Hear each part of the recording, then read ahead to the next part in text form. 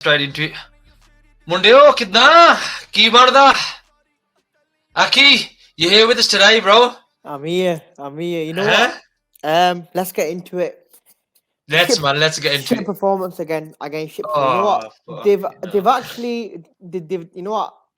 Apart from the result, which you gotta give the players credit to, it was still good. Not good enough for me. It wasn't good enough. They put the fight in to get the win. Yes, that's fine. Got 3 points. But Bearing in mind the last few games, that's what the accusation against the team was, that they got no fight. yeah, but the whole point for me is a game like this at home, Forest, we should easily win it. I'm going to turn around and say the mighty Arsenal, who everybody's tipping to win the league, they struggled and got 2-2 with Fulham today. Can I just jump in there? Yeah, go on, Afsa. So, I'll agree the performance wasn't up to scratch. I don't. But look, we've been asking for them to show a bit of fight. They have. They came back from 2-0 down. I don't know what Rashford was doing on the first goal. You know, everyone raves about his pace. He was nowhere near his man. Like, do you know what I mean? How's that gap so big? It's almost Onana like was at fault as well. It looked like he was wearing a weight on his wrist. I mean, his ankles. Rashford was. How slow he was. At least get closer to the man. Fair enough, you can't tackle him. Get close to him. Try something. But the thing is, though, as well, on another day, he's literally didn't even come out. He could have easily come out. It was like he slipped and then he sort of regained his footing. And I'm not blaming Onana. I'm not blaming Onana for it. I think what it is the players itself. I think it's a culmination of things. Yeah. That's the thing. There's no communication, and communication is important. Communication is important. That's the thing. Agreed. First and foremost, Rashford shouldn't have let him get so far. First and foremost. And then for a keeper that's renowned to come off his line and play the sweeper keeper thing, he was so far back. He was on his actual line. I was thinking Honagia. Like, do you know what I mean? I don't know what he was doing, man. Like, he was doing like Bertke or something right at the back, and he didn't realise. Do you know what I mean? Yeah, but Harps, you know what it is? These little mistakes, the basics mistakes. Yeah, you shouldn't even commit them. Yep. It shouldn't even happen in the first place. And these aren't even things that Ten Hag can teach. This is what I'm saying. This is something the players have to sort of get between themselves. Like you said, it's all about communication. Now, just to look, we've raved about Onana so far this season. We've raved about Leitra and Varane and how great a centre-back pairing they are. It'll come good. We know it will because they're fantastic players. But the thing is, it needs to, like, I don't know. I think playing the high line at Ajax, where he's got that relationship with, Onana and Martinez, have got that relationship. Maybe it's a thing of they don't have that same relationship that they have with Varane in a sense. I don't know. But it'll come good eventually, and, these things will sort of be hopefully be non-existent. The thing is, we can't also rely on Varane because he went off half time, and it might be a bit of an injury. Yeah, I saw Twitter saying he was injured, and I was like, is that just jumping to conclusions because it's Varane, or? So I don't. You know what it is? I think what it is, United do these signings. We need probably a defender, and okay. So someone said to me, we can't always just jump at Amrabat because he's okay. He's a good player, but he's not what United need. I agree, but at the moment we need Amrabat in that play because at the end of the game, Casemiro was literally losing his legs. We need someone to cover that DM role. If Casemiro is not going to lose the game, but at the same time we need someone defender, and it's just the team for me is still all over the place, and it's pissing me off because right now with 3 games in, we've won 2, we lost 1, but this is not United. I mean, for United. Them 3 games we should have easily won. I'm gonna start off a little bit more positive today because I feel like I've been quite negative in the last few podcasts. Let's see what your positivity is. I think the positives are without a doubt. Maguire wasn't playing. 3 points. 3 points. 3 points are the positives in this scenario. A massive boost is seeing Arsenal drop points at home. I think that is a massive thing for United, especially going into next week's game at the Emirates. So I do think it's a really good positive thing. Me personally, I did say before the game in a chat amongst us guys, and I did say last week that we would win, and I did think that that win would paint over the cracks, because those cracks. Can you just remind us of the scoreline you predicted, please, Tej? I predicted a 4-0 United, and just shows like a lot of people, you can't predict scores because football's too unpredictable. However, it is more favourable to predict who's going to win the game. And even at 2-1, I thought, you know what, we're going to win this game. I didn't think at any point we're not going to win. But the fact is, the fans of people who, I was going to go to the game, I didn't end up going because of the train strikes and stuff. However, my friends who did go, they were like, the atmosphere was so horrible after those goals, but it was almost expected. It was almost expected the way we were playing. And you don't need to be a football genius. You don't need to be a pundit. There is a massive, massive hole in the middle of the park where we are being overrun by more physical, powerful players. And they're not necessarily good players. I'm talking just physical, more powerful, because we don't have what we say in Punjabi, we don't have the target. What we say, we don't have it, and it's really, really frustrating, because then it also impacts the fluidity in the team, especially when you're changing transitions on attacking play and defending play. We also are soft. We are soft as shit. I genuinely want to see some of these players go in full pelt and start fucking showing people they're not pussies. Apart from fucking Lisandro Martinez, they're all fucking soft, and Rashford is the softest one out of all of them. I want Rashford to fucking have something about him and find his fucking tutte, yeah, and stick his shotty out and fucking do something about it, instead of fucking just putting his head down or whatever and just, relying on, oh, let me put my finger up your bum and give you a fucking good treatment and fucking do well in the game, because it's really pissing me off. But you sound upset that he's not done it to you for a while, Ted. Yeah, I was going to say. But I agree. I do agree with you. I mean, in terms of Bruno, sorry, should I go back? Bruno also showed some heart today. He's obviously been accused, and I think we've done it as well here. We've kind of lambasted him. But fair play to Bruno, who showed up. But I do agree, man. I think Rashford just, I love the geezer, like, do you know what I mean? Again, in Ted, you know that, and I'll still back him. But he just seems off it, man. I think there's too much, and I think, okay, I get it. We're in a different era of football now, where mental health, what's going on off the pitch, the player pressure, all that stuff. But you have to come to a point where you have to realise, if a player's not playing well enough, he needs to be scrutinised, or he needs to be taken out of the team. And he's not. He knows he ain't gonna be dropped. He knows that I can keep going, and we haven't got. He needs to be given a little bit of that fear factor. Almost as dumb as it sounds, but remember when he was dropped last year against Wolves? When he was dropped against Wolves last year, and you know what? Everyone was like, "What the fuck?" But it played. That was only because he came late. If he didn't come late to this meeting, he would have played. That was all. Yeah, but what I'm saying is, because he wasn't dropped because of his performance. But what I'm saying is, he needs to be dropped for his performance, because he's playing really badly. But let me go back to it, because there's a bit of positives, a bit of negatives. Listen, I have not slated Bruno. I slated one thing. I don't feel like I think he lacks leadership. But performance as a player, what he's contributed to United already, I love the guy. He's our best player by a country mile. He's my favourite player. I love him to bits. I just wish he had a little bit of a less of a pissy attitude, like a 16-year-old girl with a bad attitude who's always answering back, or just fucking, just whiny, if that makes sense. And I don't fucking like it. Apart from that, I love the geezer. It was great to see him get on the score sheet today. And you know what? He did dig in. He did put in a performance, and it's good to see. Overall, look, we got a result, but it's fucking, let's not beat around the bush. We concede like that against Arsenal. We start like that against Arsenal. It's going to be a drumming. However,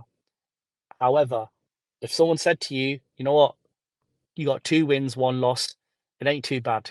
It can only get better. So that's the positive. I know Riz was done, which I thought was a little bit premature. He was fully checked out. But Jada, Riz, we miss you, Riz. Come back, Riz. We want you back on the podcast. But I do feel maybe Riz was in a mindset where someone stole his last Rolo, so he was probably a little bit upset. But hopefully he'll come back and. Hopefully he'll be back. He'll be back in a few days to answer sort of like his initial statements. I want to talk about that because obviously not just about Riz. It's a collective thing, I think. I mean, don't get me wrong. I don't think the players have covered themselves in glory the last 2 games at least. Today, like I said, at least there was some fight. Yes, they could have done better, but there was some fight there, man. Where's all this negativity coming from about giving up the whole season? Like I said, it's not Riz I'm talking about. Obviously, Aki, I know you've kind of said it as well, but it's a general thing, man. And my point is today, like I said, people saying Arsenal are going to go and win it and, go on a challenging. They drew today. Could have easily have lost. Again, same with Palace as well. They got the rub of the green. Obviously, the mighty Brighton, who everybody says, we should be copying their rule book in terms of signing players. I'm not seeing them win anything in terms of a title, subscribe to Europe. Obviously, Manchester United are rubbish, less fold and things like this there. That's obviously... It's obviously premature talk ups. I agree with you. It is a bit too much. And the only thing I would say is potentially someone like Riz, he's probably so used to seeing the cycle of new manager come in, new signings, second season syndrome, fucking fucked it all up again. And you know what? Maybe we've just caught Riz on a bad day and frustrations boiled over. I don't think it's a bad day. I don't think it's a bad day because I'm actually on the same boat as Riz. Yeah. Because the way I see it is, we've gone from David Moyes to Louis van Gaal to winning the FA Cup to Jose Mourinho. Now, from Jose Mourinho, we've gone to Oli.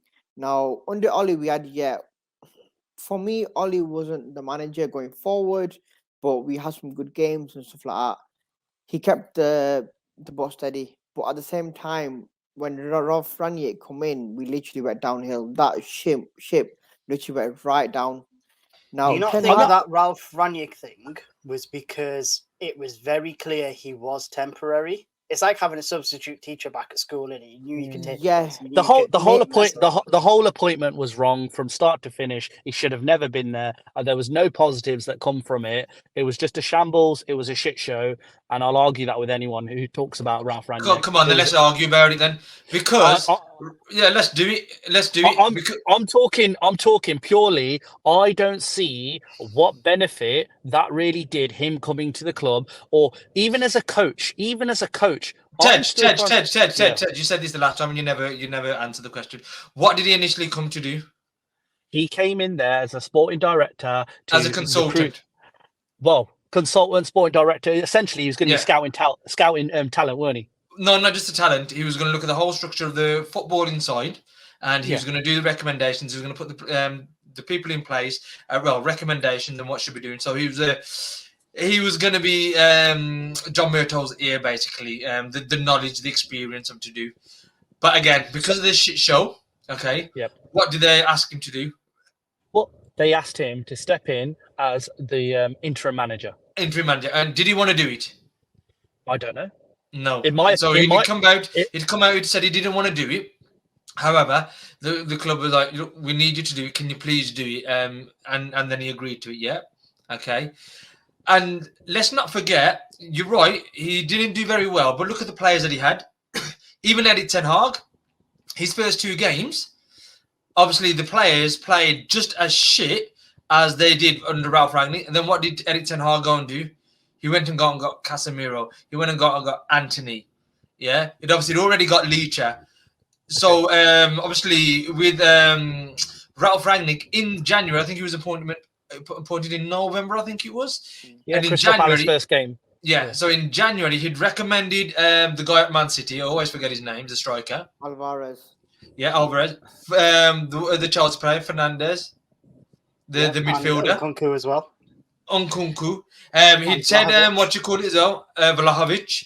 And there's one more as well. I completely forget. There's another player. So even if you would have got out of those 5, even if you would have got 2, he would have got some players that were needed. But what he got was... You know what it is? Okay, let me just simplify one. Because he asked the... Yeah. In January, he asked for a few players and he got rejected. Yeah. Okay. Similar to what happened to Ten Hag this January just gone as well. Okay. But let me just be clear with you guys. So there's no beating around the bush on it. To be a good consultant, to do what he needs to do, he needs to be able to identify good talent, which I agree is part of his main job role, right? And he do other things behind the club. If this guy has been asked to do a job on a temporary basis, and he knows he's going to be judged on it. He's an intelligent man. He knows he's going to be judged on it. He also can see that, hang on a minute, there's a bigger problem here. He should not have stepped into that role. If he can't do it, he shouldn't have stepped into that role, regardless. So that's on him. It's his own problem. If I then go take another management position at work and I can't fucking do it and they sack me, that's on me. So simple. Okay, Tej. Now, one minute. Agreed, Tej. No, agreed. One minute. Let me finish one thing here. No, you've been finishing the last thing. You can't finish your supper at the moment. Let's finish. And going back to the whole point, this guy, even throughout his whole spell when he was at United, he continually played Ronaldo throughout that period. He continually played players that, you know what, who in his eyes and background talk were going to be surplus to requirement. There were so many occasions where he could have shaken it up. He could have brought youth into it. He could have changed the team. Did he do it? No. Did he try to implement a style? Apart from the one game against Crystal Palace, that was it. Everything else was Ollie. Literally, it felt like everything else was Ollie. And if anything, it felt worse. So in my opinion, if this guy isn't going to be, okay, he's not a manager, coach, he's your consultant, he should have a little bit of nous about him to understand, hang on a minute, I need to make some changes to protect myself. He didn't do that. Like I said, I didn't see any positive. Okay, Tej, you said it now. Okay, that's done. Wicked. If any manager comes in, like you just said, it's Ollie. Why do you think it was Ollie? Because it was the same fucking players that Ollie had. He had no of his own players that he wanted. We've just gone through a list, which we just said. But forget that. Let's move on. It's not about Ralf Rangnick, okay? But one thing that Ralf Rangnick said, and it still is prevalent today, this club needs an open heart surgery. That is still prevalent today. So it's not just about the players. But last year, when we were playing and we were in all 4 competitions and things were going well, that necessarily weren't the same case, was it? It weren't a case that we needed open heart surgery. Yes, we did. Yeah, we did. There was people. What happened in January, Tej? When we was in all competitions in January, Erik ten Hag needed players. Who did he get? What did he get? Yeah, but what I'm saying is... No. Answer that question first. He didn't get the players he wanted. Well done. There you go. So why didn't he get any? Why didn't he get any players? But the statement you've said about open heart surgery, it shows last year that if you are a good coach and you're a good manager like Ten Hag is, and you deal with the best of a bad situation, Ten Hag had everything thrown at him, like the Ronaldo situation, the Maguire situation. He dealt with it. What I'm saying is now, I still think Ten Hag will turn it around, and it ain't going to be a case of just getting in players. Everyone's do this, do that. The structure of the club is wrong. What I'm saying, though, in terms of obviously premature and painting over the cracks with United, not only should we not be too happy with today's result, we should be a little bit worried the fact that we've conceded 2 early goals, right? And Rangnick, his statements or whatever he meant, I could say a statement last year. You could say so. Yeah, we can say, well done, he said it. But I don't feel like Ralf Rangnick added any value to United. That's what I'm trying to say. Okay, well, I think there's 3 or 4 of us here, and I think 3 of us agree that he did. You're the only one, and that's usually the case anyway. You usually get outnumbered. But like you said, moving on, to me, this is what I'm trying to say. Is that okay, I'm going to ask you, because like you said, you're in that camp of, you want to write the season off. No, so when I say write the season off, all I can see is if we don't sign any more players, I can't see a top 4 season. So why are you having a go at the players and the team itself? Okay. So look at the first game, there was no effort. Look at the second game, again, no effort. Even the third game, in the first just at 10 minutes, we were 2-0 down. It was just like, what is going on? Yeah, like, but it's like, have we not learned from the first 2 games? But have we not learned as fans? This is, like we just said, this seems like a cycle. How can this cycle keep going on? As fans, Harps, we've come to a point where last season we ended up on a good note. We won the Carabao Cup. In a way, I wouldn't agree. We ended up in a good note. We went across the line, because don't forget we got beaten in the FA Cup final. We limped over just for the top 4. Whereas before, when with the Carabao Cup, that's the final game that we played well. But what we knew, like we just talked about, in January, Erik ten Hag needed players. He needed a striker. Yeah, but okay, and he needed a midfielder as well. And he wasn't backed. All right, okay. So Erik ten Hag, before his first game, when he got confirmed as manager of Manchester United, what was your prediction? If someone told me he was going to get a cup, a final, and a top 4, I'd be like, you know what, you're trying shit. No. What are you asking me? Are you asking me, did we have a good season, or are you asking me, did we end on a good note? A good season and a good note. So yes, we had a good season, exceeded expectations, but the good note, no. Because like I says, the way we lost that FA Cup final, and obviously David Hare lost his job on that basis as well. Jeremy, you could see the frustrations in him. That FA Cup final, we were going to lose anyway. Well, I look at the injuries that we had. I mean, if we had the proper striker in the midfielder that we wanted, that Erik ten Hag wanted, then I would still suggest the season would finish different. Yeah, but anyway, but what I'm trying to say is, to me, this is where I'm at now. I don't understand the fans that keep going on about our players, about our team, when we can see the bigger picture is the owners. Because I asked the question, and I'm not too sure if anybody's able to answer it. Name me a team who has done well, has won titles, when their owners, their board, are looking to sell the club or are falling apart at the top. Name me a team who's done well. No one. Now, even Ajax, who were doing great under Erik ten Hag, who was the first to leave out of that trio? Erik ten Hag, Overmars, and Van der Sar. Overmars. Has Van der Sar left? No, but he got sacked. Yeah, he resigned, didn't he? Yeah. He got sacked, yeah. or they mutually agreed to end of the termination, whatever. Yeah. Okay, so they were still doing half decent. Then Erik ten Hag leaves. So 3 of those people gone. 2 of those people, should I say, out of those 3 have gone. Yeah, the Schroeder, whatever his name is, and they're trying to, I think Heitinger as well as the director of football and things like that. And that team just fell apart last season. Don't just tell me about players leaving, because Erik ten Hag had a lot of players over his tenure as well that left who were good players but still kept turning at the results. Yeah, and obviously even then Van der Sar's gone as well. So what I'm trying to say, it's so important to have the people on the top of the board, above the manager, all in the same way, working the same way. But like I said, within our own club, just this, again, I don't want to mention it again, but this recent saga that with Richard Arnold just goes to show there is no real leadership off the field. So this is why I keep asking any fans who keep having to go at our players. Don't get me wrong, I get it in isolation and this season, and they have shown it before. Yes, they may not be the players, but like I said, there's so many players and managers who've been and gone, but it's the same thing. It's like Groundhog Day. So something's not right somewhere. Right, Harps. So go on, Tej. All I was going to say is, Harps, I agree with you. Some fans are getting over the top, and it is a bit ridiculous. I don't think I'm one of them fans. I haven't said right the season off. I'm not saying that at all. It's just very, very concerning. Me, it's the performance, and I just want to see more. I 100% agree. I'm concerned as well. The performance comes from the players. Yeah, I get that. But we all know, we all work, we've all been to workplaces, workforces, yeah. We either leave or we get disgruntled. Why? Why is that? Yeah.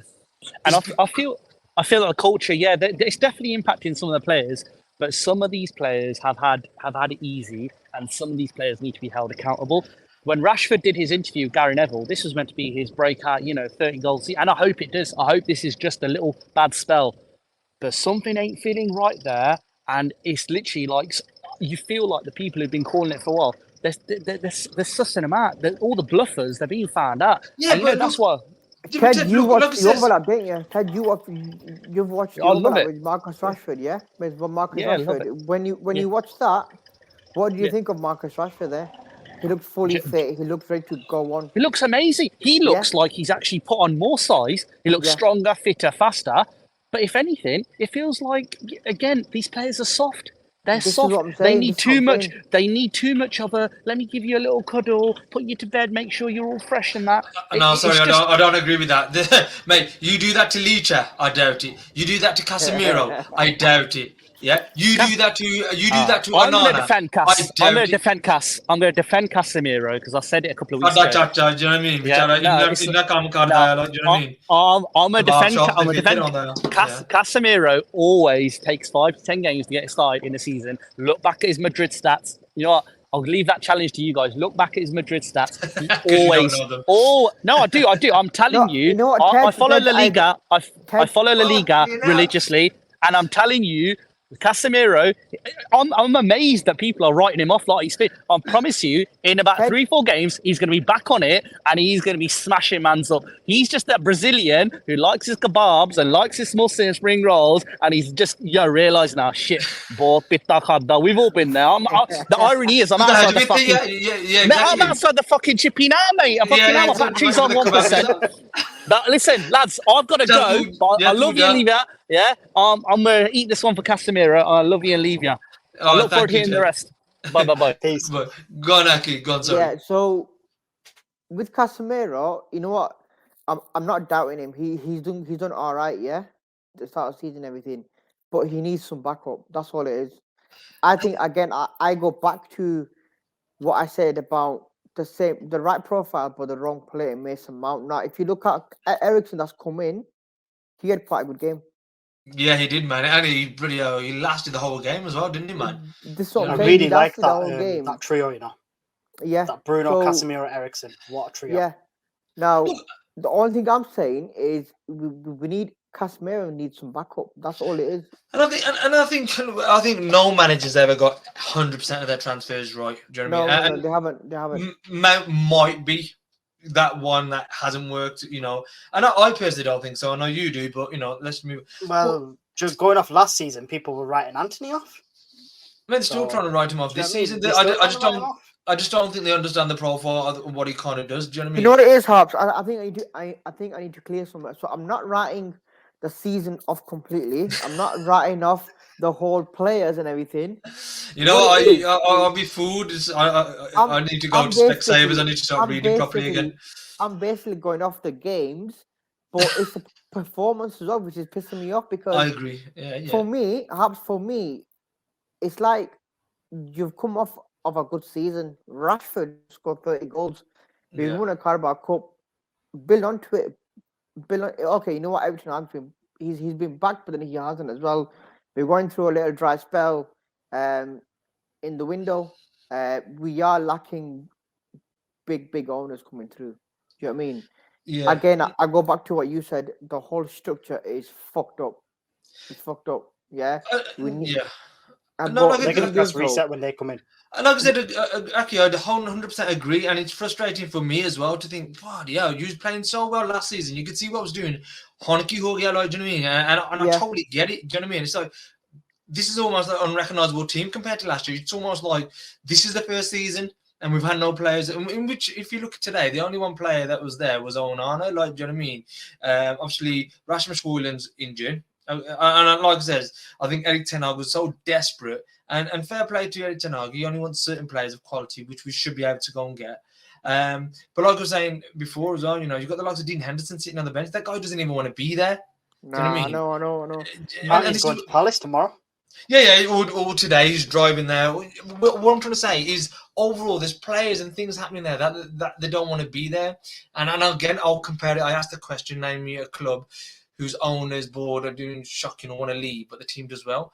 Even we were just talking about Real Madrid as well. When Perez wasn't there, Florentino Perez, he wasn't there. You know, when he was there, they were doing good. When he went, that gap, they were doing shocking again. And then he came back and they started winning again.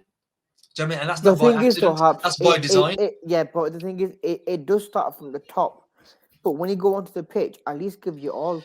I get that, Aki. 100%. I get that. But what I'm trying to say, we have to try and stop looking at it as a micro. We have to look at it at macro. We have to look at the overall. And do you know what I mean? But the other thing I want to say as well, hats off to the fans today. I know Ted just said that some of his fans or mates were there. Yeah, I don't get the whole atmosphere being horrible thing because it came through quite positive. Yeah, I thought it was quite positive. Even when we were 2-0 down, the way the fans were backing the players. You know what? I'll be honest with you. You know, once the second goal went in, I turned the TV off. I turned it off. But then for the second half, I'll put it back on because at the end of the day, I must just enjoy the pain, man. I'm still gonna watch the game and stuff. But for me, it was like the second goal went in. I've turned it off. It's that frustration, isn't it? Yeah. Maybe it's you. Maybe you should stop watching it. We might start doing well then. You started doing well. Actually, watch this well, you know what? You know what? Actually, when we scored 2 goals, the TV was on. So yeah. I get the frustration, man. It is total frustration. Like I says, I don't know why it is. Maybe it was like I said, back in my roots, as I said, I've explained the story about how I started supporting Man United, and I think I just got that pull. No matter whether it's a friendly, whether it's at 3 o'clock in the morning, I will just sit there and watch it. Even like the Liverpool game, when we got done over, even when Man City back here, when we got done 6-1, I'll just sit there and watch it. Like, do you know what I mean? And it's frustrating. But I just find, as a fan, as a sport, I just want to be there for my team and just see it and go through it. Like, do you know what I mean? But and like I said, I just want our fans to just kind of unite for once and just say, we all know the problem. It is the Glazers. And I think that's what I'm just getting frustrated, is that I don't, no matter who comes in, like you said, could bring Madison. Madison gets mentioned a lot. I don't think he's looking like a baller at Spurs. Yeah, but you know what I mean? This is Spurs, and they're probably having a good start. Do you know what I mean? And then when something happens, they'll say, "Oh, he was shit." Like, do you know what I mean? Yeah, they're on a good run at the minute, and they need that. Like I said, people are saying, "Oh, Brighton look wicked, man. They're going to be in top 4. They got battered today, man." Do you know what I mean? And why this is by West Ham, and people saying West Ham aren't going to be very good, and West Ham have won the last 2 games, looking quite good. Do you know what I mean? I just think it's so early on in the season. It's just so hard to understand what's going to happen. It's like the main thing today for me. In those words, football is unpredictable. I think that's what it is. This season's going to be next level. You probably won't even expect some of the results that come out. You know what? Spurs probably will end up winning. Do you know what I mean? It's going to be one of them mad seasons, isn't it? Harry Kane's left and they finally win a trophy, yeah? Just imagine that. But this is what I mean. This is the kind of season it probably will end up being. Go on, Afsa. Sorry, you were saying something. Yeah, so I was just going to say about the game today. Like, obviously, I'll be honest, I missed the first sort of 10 minutes. I was busy doing other stuff. So I missed the first 2 goals. I caught them at half time. But Forest weren't good. Like, I'm not even going to say they were great. They weren't good. Their goalkeeper that they got on loan from Arsenal, Matt Turner, awful. David De Gea's got better distribution. Every time he got the ball, he gave it back to us. And then they just, I don't know, they just didn't look like we had that game in the palm of our hands. Like, I might be a cynic or whatever, but even at 2-0 down, I thought, you know what, we can do this. Yeah, but I think that's because of us. No, the people are still saying the same thing about Wolves. Don't forget they've lost all 3 games this season. Do you know what I mean? No, my apologies. Sorry, that's Everton. Everton lost today. Wolves won 1. But do you know what I mean? They weren't good, but we almost made them look good. And again, Forest have been playing well, have been decent. We're but that's what I mean. Today they didn't look that good. Like, no, but that's because I think because of us. Yeah, and you know what? That credit for that goes to the players. Eriksen obviously played the full game. Casemiro, Chachaji had a great game. Bruno 2 assists. Oh well, assisted 1, scored 1. Marcus got, I think, 2 assists, or like played a part in one of the assists or something. So like a pre-assist, if you would. But look, we got the result. We got somewhat of a performance. Yeah, we didn't start great. It did give me sort of flashbacks to Ollie, when Ollie would go 1 or 2-0 down, and then we'd start playing football, and we'd have to do all these mad comebacks and all of that nonsense. But like you said, Harps, Arsenal weren't great today. And we've got them next. Do you know what I mean? Who says they're not going to turn up next week? Yeah, but again, it's at Emirates, so I do expect them to turn up. But obviously, we should have won this season, not easily, but comfortably as well. Yeah, it should have been. It should have been a lot more comfortable than it was. I'll admit that. Yeah, and I think we've got, for me, man, we've got to shout out Dalot. I think on the top of obviously, I think on the top of what happened with Arsenal, if we can scrape a draw out of it, I think that's a positive result as well.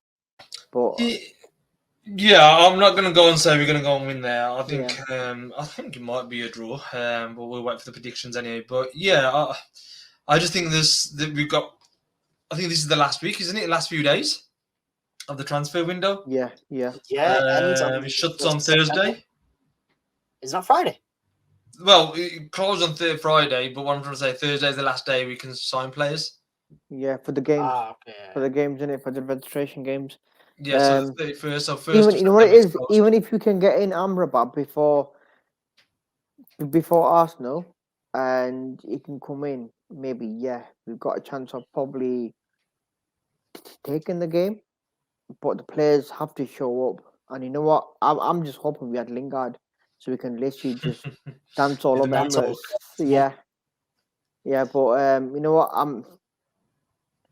We'll just have to see how they respond now. That's all it is. And hopefully, Varane's injury isn't too obviously. I hope serious. He's not injured. Yeah. I still think we need that one more defender to Debo. But do you not think Lindelof was better suited to that game? Yeah. He came in and he had a better game than Varane. What worries me is just the pace, and you can see the way they're struggling. Do you know what I mean? And that's what worries me. If we haven't got Varane, and bearing in mind he's not, a spring chicken no more, we just haven't got the pace. Don't forget, we want to play high up the line, and we want somebody who can turn around and catch up. Do you know what I mean? We need that. But the thing is, do us guys agree that we still need that open heart surgery that Ralf Rangnick mentioned? 100%. Open heart surgery in terms of the team, the club? The club as a whole for me. Yeah. Yeah, 100%, man. Like, I wasn't on that episode, but I agree fully with everything that you said.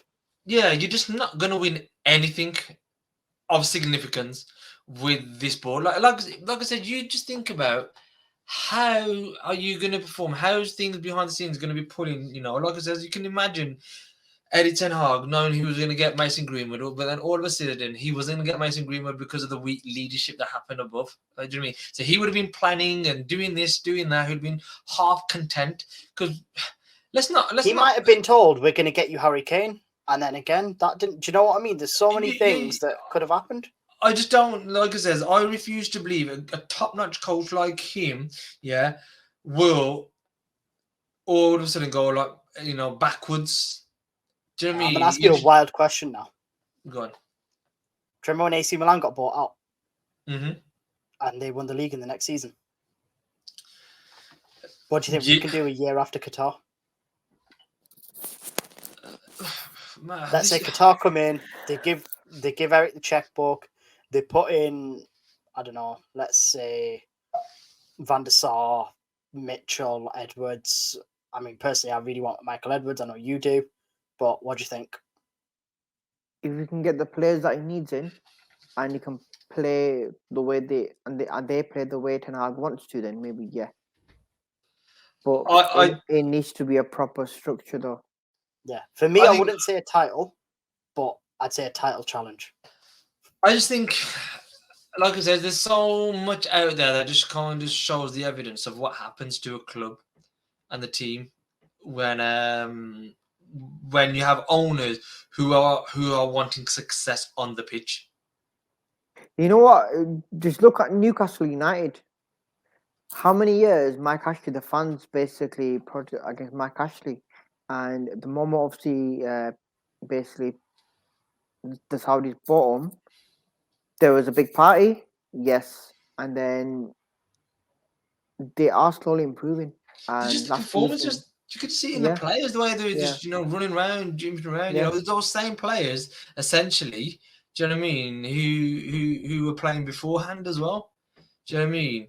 Yeah. And this is where my frustration comes from. Like I said, it's for me.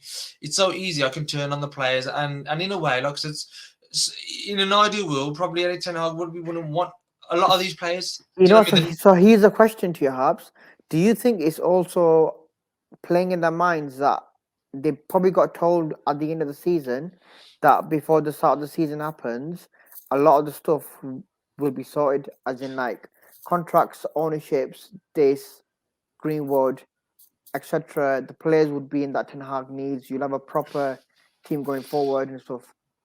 How I'll answer that question? Do you remember when there was a talk? I think it was around March, April. There was an interview with Erik Ten Hag, and he was talking about the new owners, and he said, Richard Arnold said it's going to be a good thing. We're going to get significant resource, basically money and investment as well. Investment. So you can just see him. He was excited.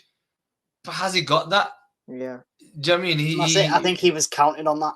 Yeah, exactly. And this is what the bit I'm trying to say. You just don't know what he's been told, like you said, after. You just don't know what he's been told behind the scenes. But like I said, what we do know again, and that's why I'll just keep using it, is the Greenwood stuff. And you could just see how he was going to be integrated. He was about to come in, and all of a sudden, it was a no. Do you know what I mean? So even when he was asked that question yesterday in his press conference, you could just see the frustration in his face. He just didn't want to talk about it. Do you think if Mason Green was in this squad and he got brought back and he was probably come on or whatever, would the game be different? Yes. Yeah. I'm not saying straight away. Yeah. But look, we all said he's got massive talent. Yeah. Do you know what I mean? And yes, I do think because he could hold the ball up. Do you know what I mean? And you know, obviously we all know about his finishing left, right foot, and there's a reason why obviously Erik ten Hag wanted to keep him. So yes, you know, I think he would have been a big part of this. But again, I'll go back to it, and this is what I will just keep saying: it's the fucking board and the Glazers. And like I says, do you know what I mean? Big up to the fans there today as well. Do you know what I mean? Who were there even when the team were down, and this is what I called out for as well. I tweeted it. I think it was just the day before. Just back the team, man. Back the players. Back the manager. Like, do you know what I mean? And like I says, I refuse to believe that Erik ten Hag does not want to make a success out of this team. I refuse to believe the likes of Bruno, Leach don't want to make a success out of this team. It's just things beyond what we can see, but what we all know are happening is just that we need to get rid of these Glazers, man. So you know what? I think on that note, I think we'll end it there. Boys, thank you very much for coming on. You know, like I says, I'm happy.